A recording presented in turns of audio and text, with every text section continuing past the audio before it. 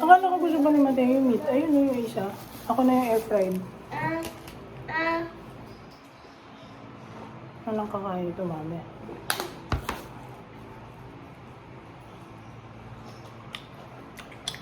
Ano naman? Ito naman. Yung cellphone ko lang sa'yo.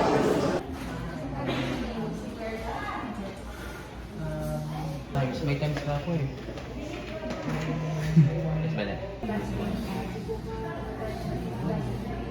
Pero first pa lang po.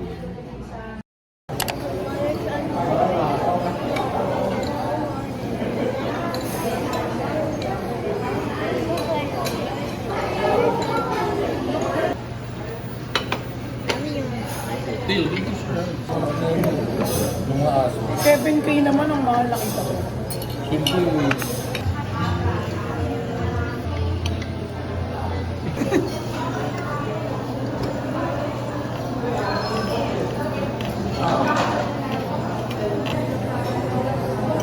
Sabi ng doc, bawal oily tsaka fatty.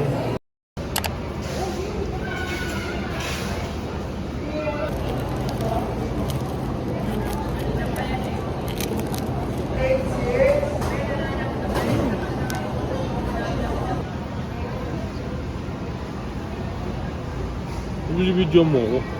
Vlog. Ang vlog. Ano?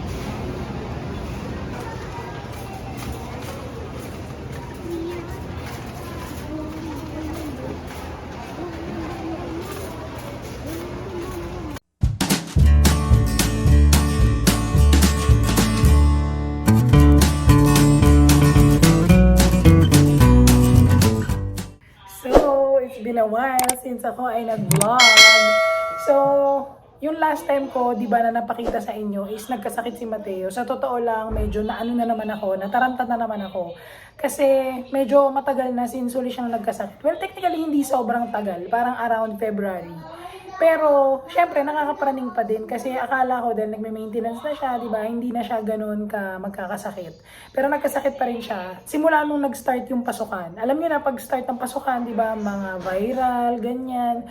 So, natakot ako. Nakailang beses kami pumunta ng ospital kasi nagpa-lab test, nagpa-x-ray, tapos nagpunta kami ER para ipabasa yung resulta. Just because yung pediatrician namin that time was out of town.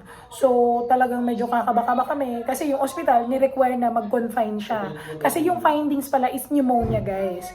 So, gustong i-confine, pero kami, medyo confident naman kami kasi kumakain naman si Mateo.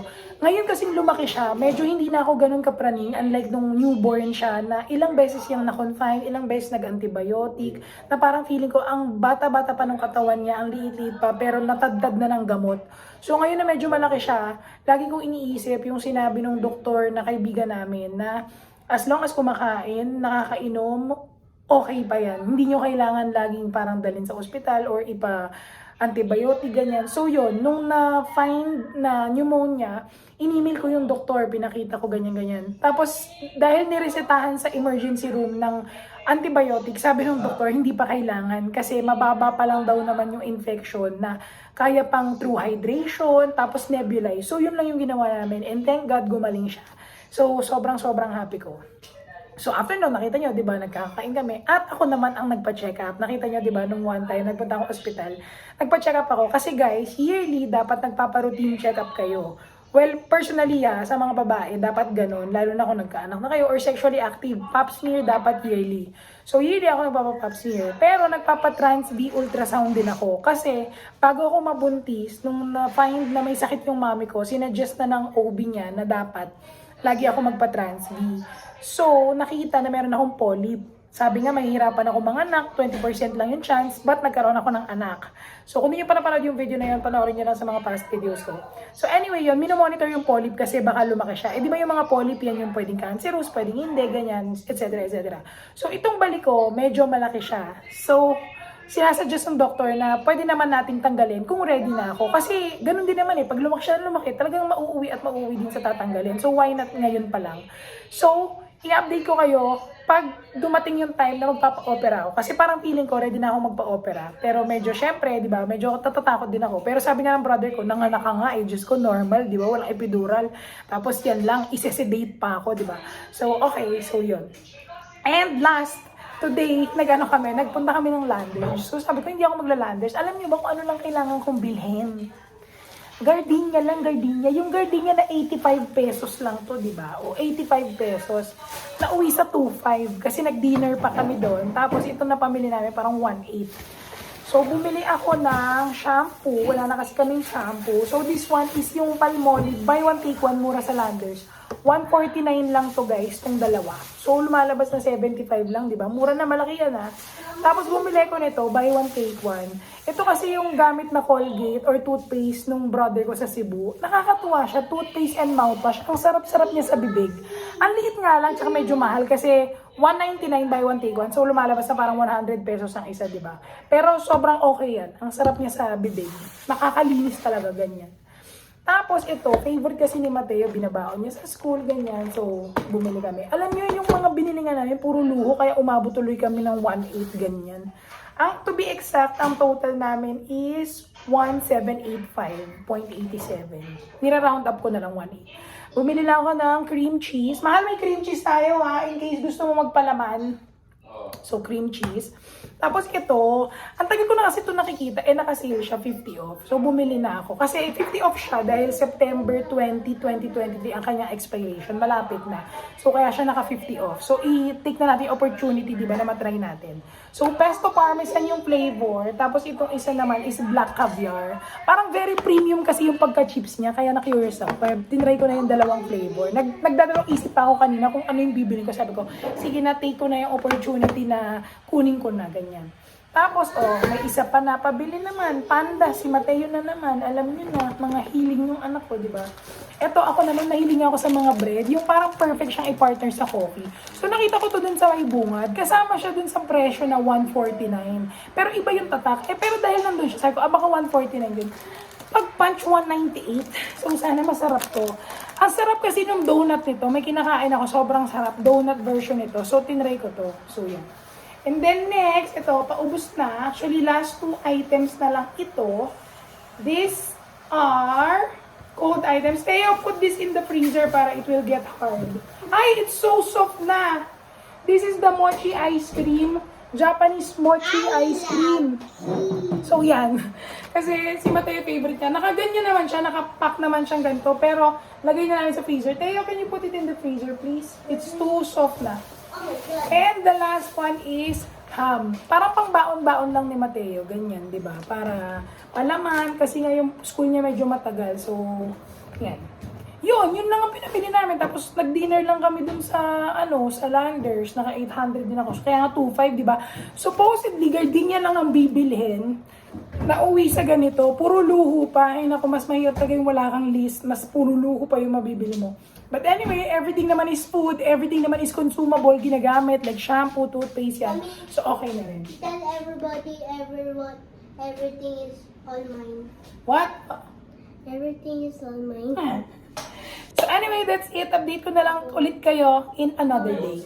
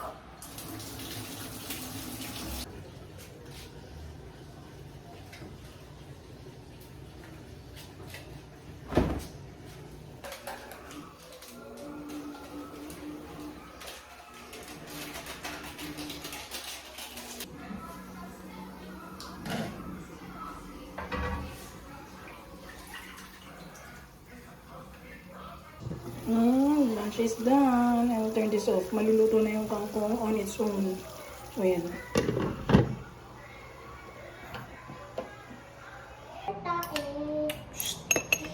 It's right for Coco. Let's eat some chilies and try my food. Mmm!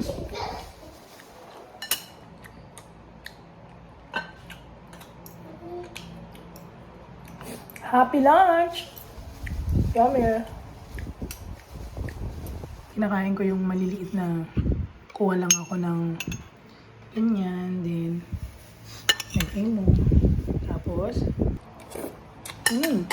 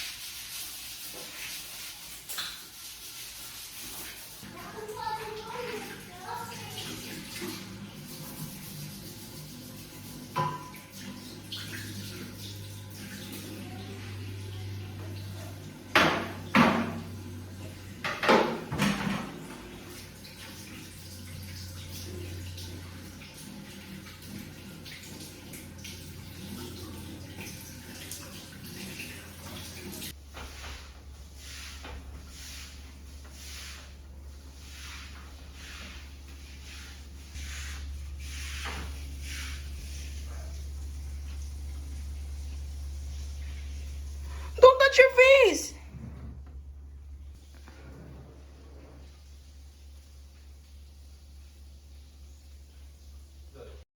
Ay, grabe natapos din. So, Saturday kasi today and hindi kasi kami madalas naglilinis ng bahay, alam niyo yun. So, pagka naman naisipan namin na mag-general cleaning, yun talaga kaya parang sobrang pagod. So, laundry day ko today, tapos dapat yung mister ko yung magluluto ng lunch. Kaso ang problema, sumama yung pakiramdam niya. Kaya buong umaga, halos natulog siya. Tapos medyo nagtatai siya, ganyan. So, nung okay na siya, nung lunch, kumain na. Marami nang nakain, so okay na. Kasi nung breakfast, di talaga siya nakakain eh. So, sila naman ngayon ni Mateo yung naglilinis. Nakita niyo, nililinis nila yung garahe. Tapos ako, nandito naman ako sa playroom. Dito ako nag-aircon kasi tinitest namin yung aircon. Hindi naman tinitest. Parang pinapaandar lang namin kasi hindi masyado napapaandar dahil dun kami sa kabilang kwarto natutulog, di ba? So, ngayon, weekend, dito ako magpapahinga. Manonood na kami, papanoorin akong series. So, yun lang. Hindi ko alam kung ano pang ibang mangyayari today. But, I'll update you kung lalabas kami, kakain kami, ganyan. Update ko kayo.